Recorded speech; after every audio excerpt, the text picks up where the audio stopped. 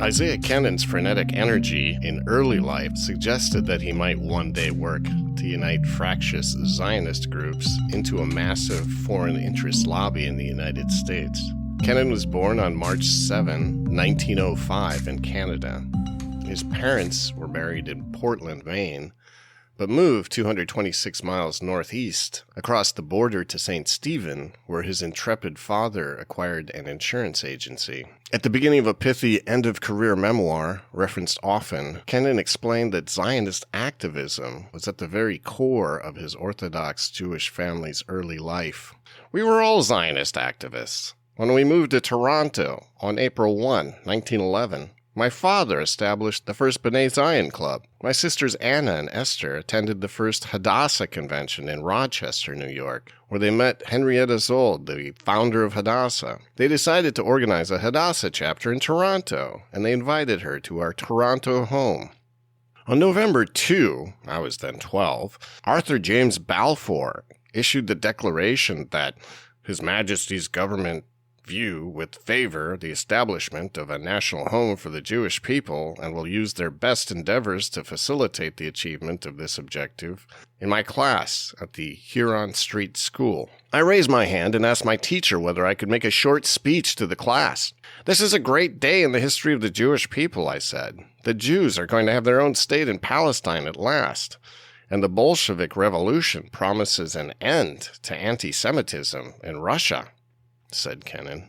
Isaiah Kennan's father, originally from Kiev, frequently traveled abroad for business. Kennan's account of his father's World War I dealings from neutral territory in Sweden suggests his powerful influence over Isaiah's own ethics about business, personal conduct, and even nationality. "I saw little of my father, who was often in Europe. In 1916, his brother Lippe, who had made a fortune in oil in Baku in 1890, suggested that they meet in Poland, where Lippe commissioned my father to find a Canadian steel firm to build tank cars to transport oil to the embattled Russian army. That deal was intercepted by the Bolshevik Revolution, but my father remained in Sweden to share in that country's wartime prosperity. He exploited Sweden's neutral middle ground. Germany and Russia, at war on the battlefield, were in a commercial war to buy all available merchandise, and my father prospered." Kennan also learned from his father the benefits of affiliation with religious relief and charitable organizations for lobbying and professional pursuits.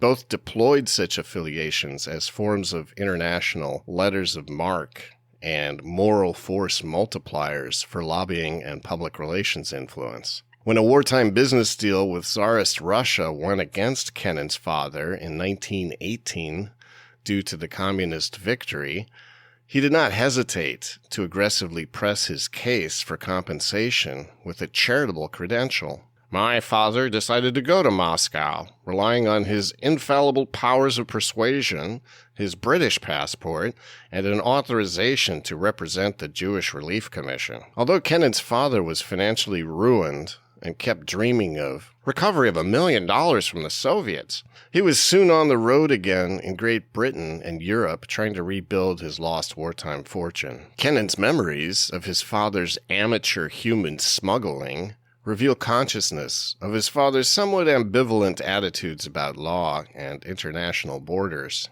"My father opened up a store, the CP, Canadian Pacific Tailoring Company, and he hired Jewish peddlers to sell his merchandise. He had a little buggy, a two-seater, with a fringe on top, and from time to time, when there were too many of them, he would smuggle one of the peddlers across a bridge to Maine."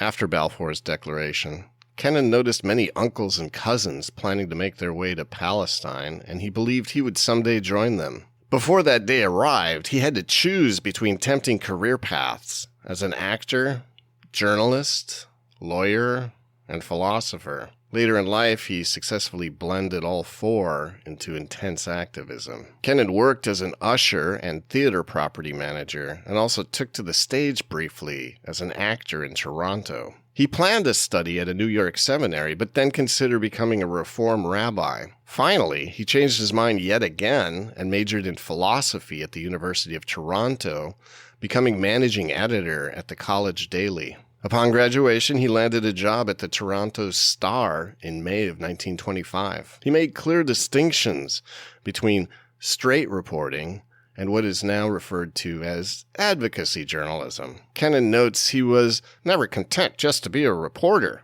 and began to champion many causes during the Depression. A year later, Kennan took a job at the Cleveland News, where he soon began covering City Hall and Ohio politics at the State House. His persistence in getting a story won him both rebukes and a night in jail. After a baker who overcame and disarmed an assailant refused Kennan's demand for a photo to accompany his news article, Kennan surreptitiously obtained it from the baker's church. At the age of 26, he was jailed for destruction of private property when, banging his press credentials against the glass, he broke a window trying to gain admission to a political event staged in an arena. During the Depression, Kennan wrote opinion pieces opposing new sales taxes meant to address plummeting revenue. He studied law at night and was admitted to the Ohio Bar Association. In 1933, he launched his first foray into Washington lobbying when his publisher sent him to convince the administration of Franklin Delano Roosevelt, 1882 to 1945, to pay off depositors who had lost money in Cleveland area bank failures. Like his father, Kennan now carried his own letter of marque for guaranteed access to politicians in power, his role as a journalist providing news coverage. His press membership proved invaluable in his efforts to gain access and lobby media-hungry politicians. Within a few days of my arrival, I had established a lobby of congressmen and journalists who thought as I did. All this was new to me, but for the next 6 weeks I interviewed many senators and representatives, rallying support for legislation authorizing the administration to reimburse the depositors. After 6 weeks blending news coverage and lobbying, Kennan and his hastily assembled effort failed. But Kennan admired how players on both sides lobbied and broadcast their views through the press. He would achieve mastery over public relations, timely leaks, and effective media influence tactics over the next 3 decades. It should be noted that during his failed foray in Washington, Kennan was not yet even an American citizen. He was only naturalized in the U.S. Northern District of Ohio Court on June 8 of 1934. But few rules governed federal lobbying until reforms were legislated a decade later. Following reporter salary cuts, reducing his pay from $65 a week to $50, Kennan was asked by a co-worker to sign a petition for better conditions. Kennan scoffed at the idea that mere petitions would have any effect. Instead, he went on to establish Local Number 1 of the American Newspaper Guild in Cleveland to negotiate higher-paying labor contracts. His successes drew the attention of other leaders. Kennan remembered that a telephone call in 1940 changed his life when a longtime friend sought to tap his organizing skills for the Zionist cause. Ezra Shapiro urged him to become president of the Cleveland Zionist District, and Kennan responded with gusto. Now in his mid-30s, Kennan conducted a fledgling public relations campaign designed to motivate the U.S. to enter World War II.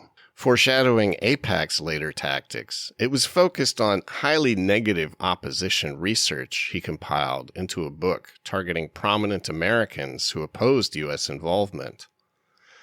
It was, in the end, he noted, a wasted effort. We were hopeful that Roosevelt would intervene, but he was under heavy pressure from many non-Jews who insisted that Americans must keep out of overseas problems and take care of themselves. Why must Americans intervene in European wars?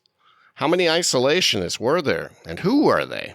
I thought I should do some research. I was then covering the Cleveland City Hall, but I had a long lunch hour, and I would always slip away to a nearby public library to look up the backgrounds and views of American leaders, especially those who couldn't care less about Jews. I spent many hours listing them, for I planned to write a monograph to be entitled Isolate the Isolationists. I kept this up for several days until I had secured a long list. Late one day, I started for home and I picked up copies of my 2 favorite magazines, The Nation and The New Republic. My son Peter was at the curb, waiting for the long ride to our home in South Euclid. I quickly thumbed through the pages of the two publications. Much to my dismay, both carried big feature stories about the isolationists. "Look, Peter," I said, "that's terrible. I've been scooped after many days of hard work." "What do you mean?" my 9-year-old cried. "They have many writers and readers, and they will carry the names of many more people." No newspaper man likes to be scooped. Sadly, I threw away the pages of what was to have been my very first book. By 1943, Kennan had left the newspaper industry to work as the director of information for an organization called the American Emergency Committee for Zionist Affairs, AECZA, in New York. The American Emergency Committee for Zionist Affairs was formed in 1939 to spread Zionist ideology to the largely indifferent non-Zionist majority of American Jews. No longer personally subject to the military draft, Kennan was soon engaged in intense internecine combat within the AECZA for a harder ideological line. Kennan portrayed prominent anti-war Americans as isolationist, anti-Semitic, or when he thought justified, both. They always held me back, and thus to desist from significant action to overcome anti-Semitic isolationists. I had one major supporter, Louis Lipsky of Rochester, who was himself a veteran journalist and who always urged me to defy the moribund committee and to write history-making press releases.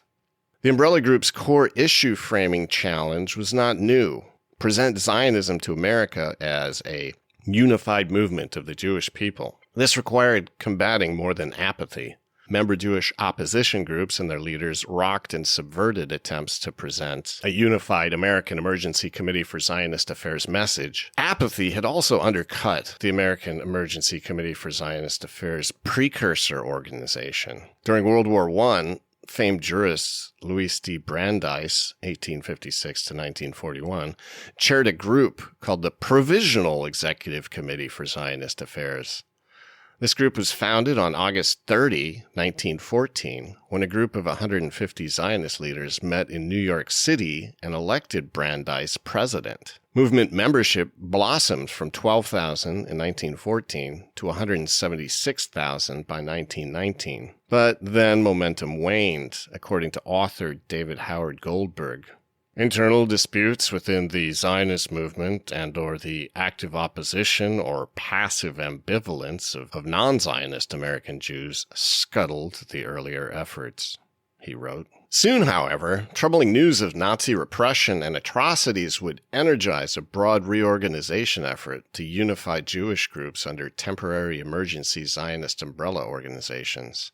The American Emergency Committee for Zionist Affairs became more effective in silencing and marginalizing dissident voices whose opposition seemed ever more theoretical and out of step with horrific facts coming in from the European theater. They also targeted more militant front groups with competing messages. Kennan's work late in World War II in New York City was atypical and more conflicted than most domestic nonprofit initiatives aiding the war effort, as well as the work of traditional Jewish relief organizations. In combating 1939 British restrictions on Jewish immigration to Palestine and land acquisition efforts, Kennan and other leaders were also clearly antagonizing a United States ally. Great Britain authored restrictions on immigration to Palestine outlined in the infamous White Paper. We Zionists agreed that our major objective was to defeat Hitler and that we must not be diverted from it, but we accepted the epigrammatic dictum of Israel's David Ben-Gurion, who said,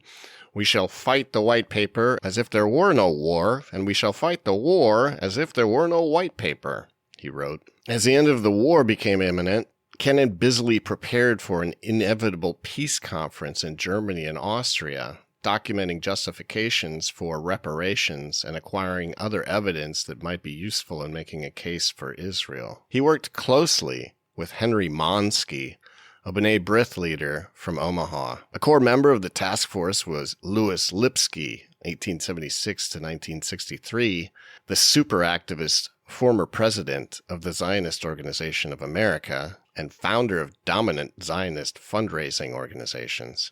The Nuremberg prosecutions of Nazi leadership were held between November 14, 1945 and October 1, 1946. Kennan attended various international conferences on behalf of the American Jewish Conference between October 12, 1945 and December 7, 1945. He again departed the United States between June 20 of 1946 and September 7, 1946, visiting the UK, France, Egypt, Palestine, and Germany, representing the American Jewish Conference. Lingering dissent and disunity did not keep Kennan and other organizers from a major bid to achieve influence over the U.S. president, discussed later on. Soon after the creation of the State of Israel, the AEZCA was subsumed by yet another organization, the American Zionist Council. Ultimately, after the U.S. Department of Justice attempted to force it to openly register as a foreign agent, the American Zionist Council morphed into the American Israel Public Affairs Committee as the Israel lobby's push for unconditional U.S. political support and military and economic aid expanded geometrically. In many ways, Isaiah Kennan's path through life can be seen as a focused and practical implementation of the vision laid out by the founder of modern political Zionism, Theodor Herzl, 1860 to 1904. In hindsight, key aspects of Kennan's pursuits and actions seem modeled after Herzl himself, who, as Kennan noted, also began life as a journalist. A great number of Jews in Eastern Europe responded to the dramatic summons of Theodor Herzl, the visionary journalist who founded the modern-day Zionist movement, revolted by the infamous Dreyfus trial and the bigotry it exposed. Dreyfus, a French Jewish army captain, was accused and falsely convicted of spying for Germany. Herzl, who was of Austro-Hungarian heritage, covered the Dreyfus affair for a newspaper. The trial energized mass rallies in Paris where many chanted, "Death to the Jews." In June 1895, Herzl noted in his diary, "In Paris, as I have said, I achieved a freer attitude toward anti-Semitism. Above all, I recognize the emptiness and futility of trying to combat anti-Semitism." Herzl's seminal work, The Jewish State, was translated into English and published in April 1896. Making Herzl the leading spokesman for Zionism. The American Zionist Emergency Council itself published and distributed the book in 1946. Theodor Herzl financed the first Zionist Congress in Basel, Switzerland, and was elected chairperson. The Congress formulated a platform called the Basel Program, as well as the charter of the World Zionist Organization, which stated, "Zionism seeks for the Jewish people a publicly recognized, legally secured homeland in Palestine." Isaiah Kennan's father was the transmission belt between Herzl and Kennan, as Kennan noted in his book, All My Causes. "Our family was always dedicated to Zionism. My father attended early meetings of the World Zionist Congress. He knew Herzl and other Zionist leaders. Herzl died in 1904. My father broke down and wept. I was born 1 year later, and people used to say that I got the message."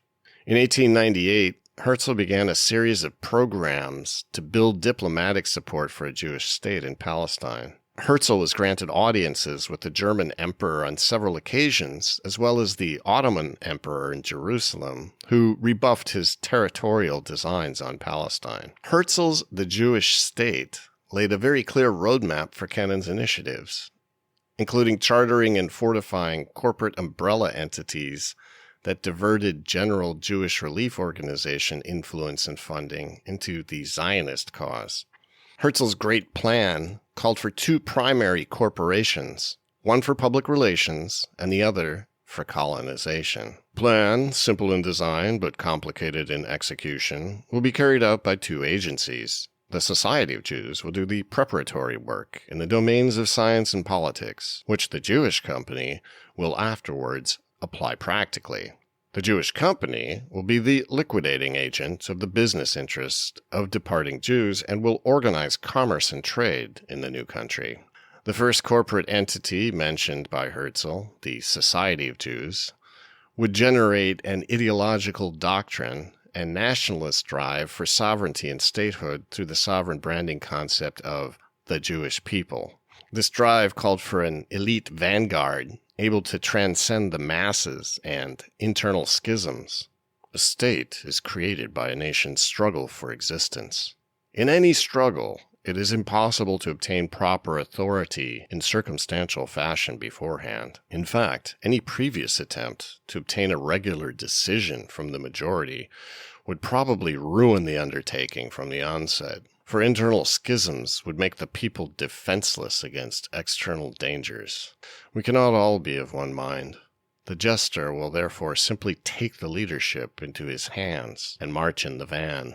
The action of the jester of the state is sufficiently warranted if the common cause is in danger, and the dominus is prevented, either by want of will or by some other reason, from helping itself. But the jester becomes similar to the dominus by his intervention, and is bound by the agreement quasi ex contractu. This is the legal relationship existing before, or more correctly, created simultaneously with the state. The jester thus becomes answerable for every form of negligence, even for the failure of business undertakings, and the neglect of such affairs as are intimately connected with them, etc. I shall not further enlarge on the negotiorium hestio, but rather leave it to the state, else it would take us too far from the main subject. One remark only. Business management, if it is approved by the owner, is just as effectual as if it had originally been carried on by his authority. And how does all this affect our cause? The Jewish people are at present prevented by the diaspora from conducting their political affairs themselves. Besides, they are in a condition of more or less severe distress in many parts of the world. They need, above all things, a jester. This jester cannot, of course, be a single individual. Such a one would either make himself ridiculous, or, seeing that he would appear to be working for his own interest, contemptible. The jester of the Jews must therefore be a body corporate, and that is the Society of Jews, wrote Herzl. Herzl charged the society with surveying significant populations of Jews wanting to form a state, as well as gathering and compiling inside and outside views from declarations of statesmen, parliaments, Jewish communities, societies, whether expressed in speeches or writings, in meetings, newspapers, or books.